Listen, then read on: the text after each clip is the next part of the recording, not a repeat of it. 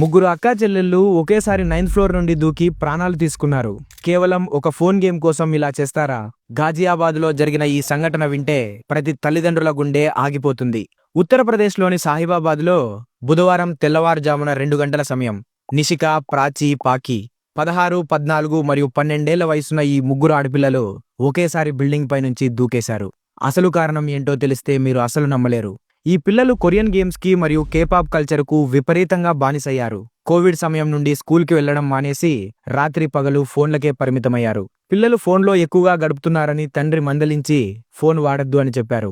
ఆ కోపంతోనే ఈ ముగ్గురు పిల్లలు ఇంత ఘోరమైన నిర్ణయం తీసుకున్నారు. పోలీసులు స్వాధీనం చేసుకున్న వారి డైరీలో ఉన్న మాటలు చూస్తుంటే కడుపు తరుక్కుపోతుంది.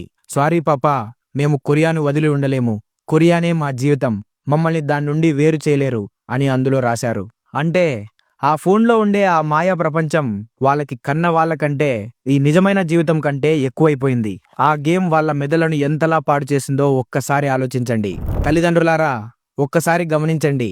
మనం మన పిల్లల చేతికి స్మార్ట్ ఫోన్ ఇస్తున్నాం, కానీ అది వాళ్ళ ప్రాణాలకే ముప్పుగా మారుతుందని గుర్తించడం లేదు. ఫోన్ వ్యసనం అనేది మత్తుమందు కన్నా భయంకరమైనది. పిల్లల ప్రవర్తనను గమనించండి. వాళ్ళు ఫోన్లో ఏం చూస్తున్నారో, ఎవరితో మాట్లాడుతున్నారో నిరంతరం తెలుసుకోండి.